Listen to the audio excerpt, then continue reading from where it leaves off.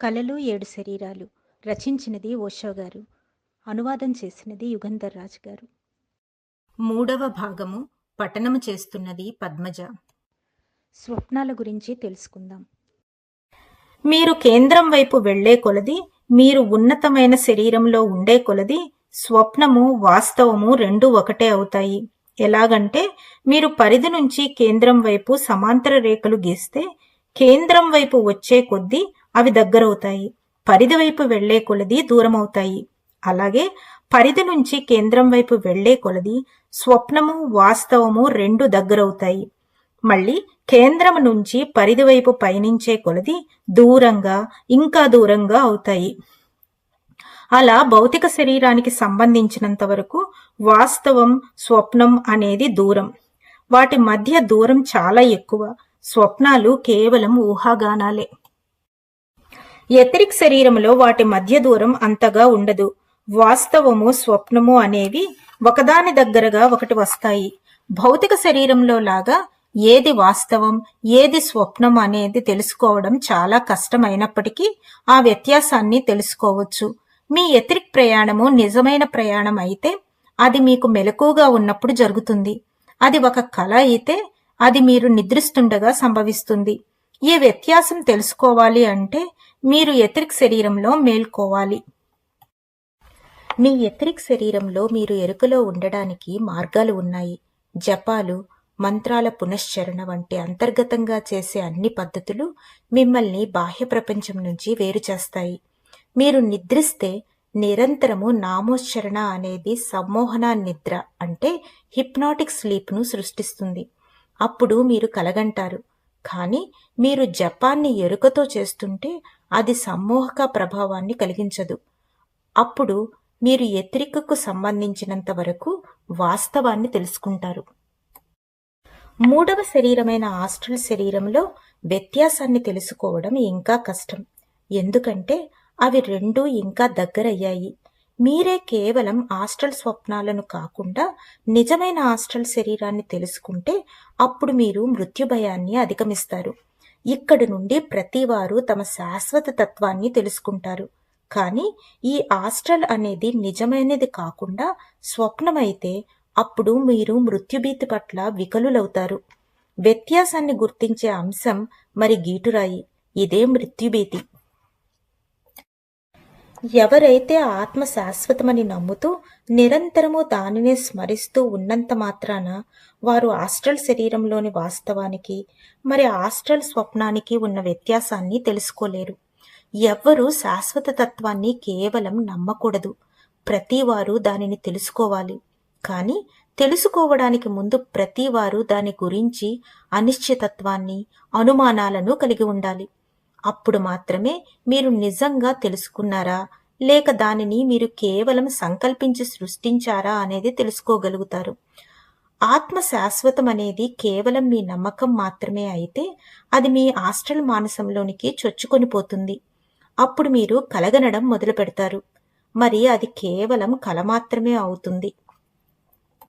కానీ మీకు నమ్మకమే లేకపోతే, కేవలం తెలుసుకోవాలనే ఒక జిజ్ఞాసే అయితే, అన్వేషణ అయితే, ఏమి తెలుసుకోవాలో అన్నది కూడా తెలియకుండా, ఏది లభిస్తుందో అన్నది కూడా తెలియకుండా, ఏ పూర్వ భావనలు, ముందుగా ఏర్పరచుకున్న అభిప్రాయాలు అనేవి ఏమీ లేకుండా కేవలం మీరు శూన్యంలో అన్వేషణ సాగిస్తూ ఉంటే అప్పుడు మాత్రమే మీరు ఆ వ్యత్యాసాన్ని తెలుసుకుంటారు.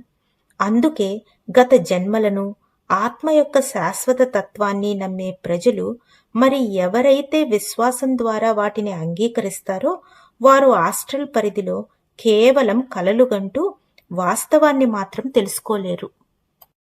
నాల్గవదైన మానసిక శరీరంలో కళ మరి వాస్తవము అనేవి ఇరుగు పొరుగుల్లా ఉంటాయి. ఒక దానిని చూసి ఒకటనుకునేలా వాటి ముఖాలు ఒకేలాగా ఉండే అవకాశం ఎంతో ఉంది. ఈ మానసిక శరీరం వాస్తవమంత వాస్తవంగా కూడా కలగనగలదు. మరి అటువంటి కలలు కనడానికి కూడా కొన్ని పద్ధతులు ఉన్నాయి. యోగపరమైన, తాంత్రికపరమైన మరి ఇతర పద్ధతులు. ఉపవాసాన్ని, ఏకాంతవాసాన్ని, అంధకారాన్ని సాధన చేసే వ్యక్తి 4వ రకమైన మానసిక స్వప్నాలను సృష్టిస్తాడు. అవి ఎంతో వాస్తవంగా ఉంటాయి.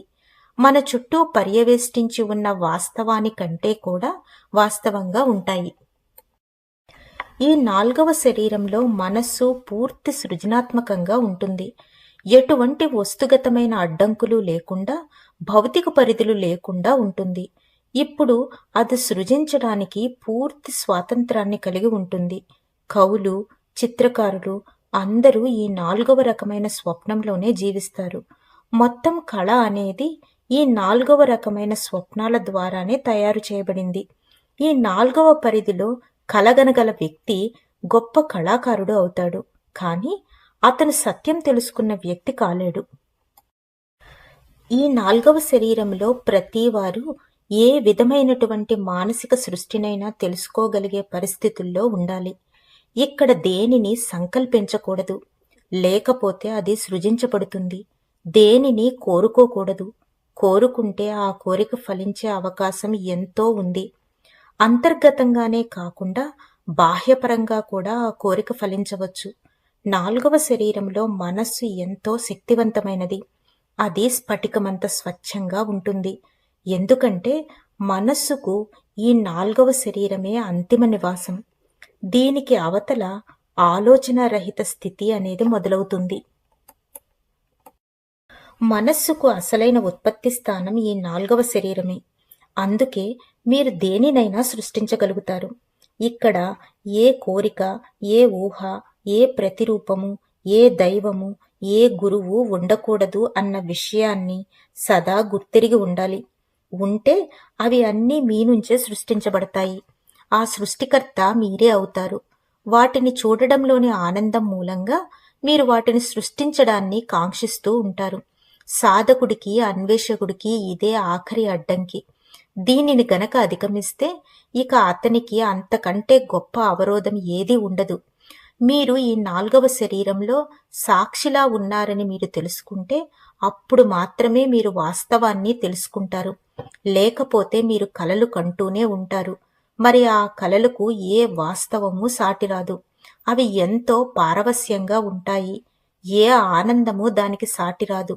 అందుకే ప్రతివారు పారవస్యాన్ని, ఆనందాన్ని తెలుసుకుంటూ ఉండాలి. ఎటువంటి ప్రతిరూపాలైనా సరే సదా ఎరుకతో ఉండాలి. అక్కడ ఏ విధమైనటువంటి ఊహారూపం ఉన్నా ఈ 4వ మానసం ఒక స్వప్నంలోనికి జారుకోవడం మొదలు పెడుతుంది. ఒక ఊహారూపం మరొక ఊహారూపానికి దారితీస్తుంది. ఇక మీరు నిరంతరము కలలు కంటూనే ఉంటారు. మీరు ఒక సాక్షిలా ఉన్నప్పుడు మాత్రమే ఈ 4వ రకపు కలను కనడం నిరోధించగలుగుతారు. సాక్షిభావం మాత్రమే ఈ మార్పును తీసుకుని రాగలదు.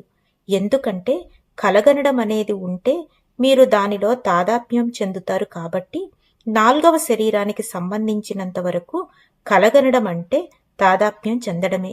ఈ 4వ శరీరంలో మనస్సును సాక్షిలాగా ఎరుకతో గమనించడమే వాస్తవం వైపు పయనించడానికి ఉన్న ఏకైక మార్గం. 5వ శరీరంలో వాస్తవము మరియు స్వప్నము ఒకటైపోతాయి.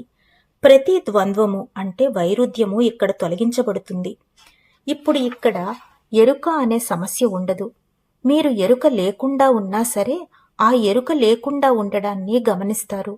ఇప్పుడు కలగనడం అనేది వాస్తవం యొక్క ప్రతిబింబంలా అవుతుంది. కానీ ఇక్కడ ఒక తేడా ఉంది. కానీ వైరుధ్యం మాత్రం లేదు.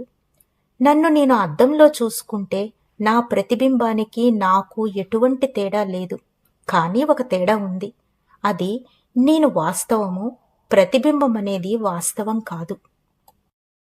5వ మానసం కనుక వేరు భావనలను పెంపొందించుకొని ఉంటే అద్దములో తనని తాను చూసుకోగలిగినది కాబట్టి తనను తాను తెలుసుకోగలిగినది అనే మాయలో పడవచ్చు. అది కూడా తనని తాను తెలుసుకోవడమే అవుతుంది. కానీ ఆ విధంగా మాత్రం కాదు. అంటే తన ప్రతిబింబంలా మాత్రం కాదు. కేవలం ఇదే వ్యత్యాసం. ఒక విధంగా ఇది ప్రమాదకరం. మీరు ఆ ప్రతిబింబంతోటే సంతృప్తి పడే అవకాశం ఉంది. మరి అద్దంలో ప్రతిబింబాన్నే వాస్తవంగా తీసుకునే ప్రమాదం కూడా ఉంది.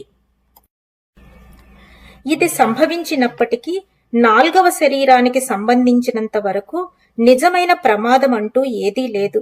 కానీ 6వ శరీరం విషయంలో మాత్రం ఇది ప్రమాదమే. మిమ్మల్ని మీరు అద్దంలో మాత్రమే చూసుకొని ఉంటే ఈ 5వ శరీరపు సరిహద్దును దాటి 6వ దానికి వెళ్ళలేరు. అద్దం ద్వారా మీరు ఆ సరిహద్దును అధిగమించలేరు.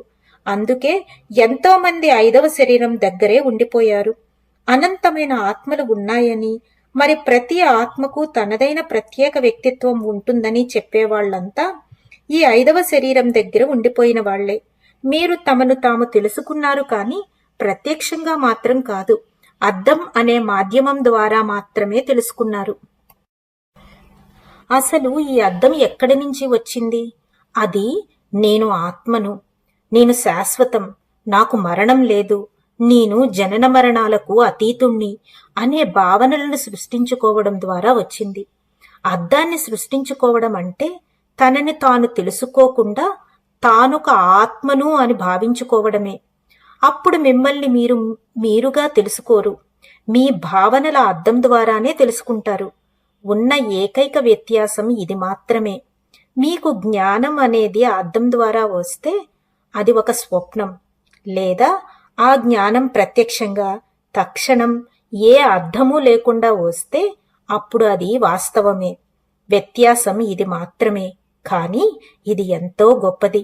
ఇది మీరు అధిగమించిన శరీరాలకు సంబంధించినది కాదు. ఇది ఇంకా మీరు చొచ్చుకొని పోవలసి ఉన్న శరీరాలకు సంబంధించింది. తాను 5వ శరీరంతో కలగంటున్నానా లేక వాస్తవాన్ని జీవిస్తున్నానా అనేది ఎవరైనా ఎలా తెలుసుకోగలుగుతారు? దానికి ఒక్కటే మార్గం. అన్ని రకాల గ్రంథాలను వదలడం, అన్ని రకాల తత్వాల నుంచి సెలవు తీసుకోవడం. ఇక ఇప్పుడు ఏ గురువు ఉండడానికి వీల్లేదు. ఉంటే ఆ గురువే ఒక అద్దంలా అవుతాడు. ఇప్పటి నుంచి ఇక మీరు పూర్తిగా ఒంటరివారు. ఎవరిని మార్గదర్శకులుగా చేసుకోవటానికి వీలు కాదు. చేసుకుంటే ఆ మార్గదర్శకుడే ఒక అద్దంలా అవుతాడు. ఈ ఏకాంతత్వం ఇప్పటి నుంచి పూర్ణము, మరి పరిపూర్ణము. ఇది ఏకాంతత్వమే కాని ఒంటరితనం మాత్రం కాదు. ఒంటరితనం అనేది ఎప్పుడూ ఇతరులతో సంబంధించి ఉంటుంది. ఏకాంతత్వం అనేది తనకు సంబంధించి ఉంటుంది. నాకు ఇతరులతో సంబంధం లేనప్పుడు నేను ఒంటరితనం అనుభవిస్తాను. నేను నేనుగా ఉన్నప్పుడు ఏకాంతత్వాన్ని అనుభవిస్తాను. ఇక ఇప్పుడు ప్రతి తలంలోనూ ఏకాంతంగానే ఉండాలి. పదజాలాలు, భావనలు, సిద్ధాంతాలు, తత్వశాస్త్రాలు, గురువులు, గ్రంథాలు, క్రిస్టియానిటీ, హిందూయిజం, బుద్ధుడు, క్రీస్తు, కృష్ణుడు, మహావీరుడు అన్నింటినీ వదిలి ఇప్పుడిక ఏకాంతంగానే ఉండాలి. అలా లేకపోతే అక్కడ ఏదైతే ఉందో అది ఒక అద్దంలా అవుతుంది. ఇప్పుడు బుద్ధుడు ఒక అద్దం అవుతాడు, ఎంతో మక్కువగా, కానీ అది అత్యంత ప్రమాదభరితం. మీరు పూర్తిగా ఏకాంతంగా ఉంటే ఇక మిమ్మల్ని ప్రతిబింబించగలిగేటటువంటిది ఏదీ ఉండదు. అందుకే ధ్యానం అనేది 5వ శరీరానికి సంబంధించిన పదం. అంటే పూర్తిగా ఏకాంతంగా ఉండడం, అన్ని మనఃప్రవృత్తుల నుంచి స్వేచ్ఛగా ఉండడం, అంటే మనస్సు లేకుండా ఉండడం. ఏ విధమైనటువంటి మనస్సు ఉన్నా అది ఒక దర్పణం అవుతుంది. మరి మీరు అందులో ప్రతిబింబిస్తారు. ఇక్కడ ఏ ఆలోచన లేకుండా, ఏ ధారణ లేకుండా మనస్సు లేనివారిగా ఉండాలి. ఈ భాగాన్ని ఇక్కడితో ముగిస్తున్నాను. వచ్చే భాగంలో మళ్ళీ కలుద్దాం. అంతవరకు సెలవు. ధన్యవాదాలు.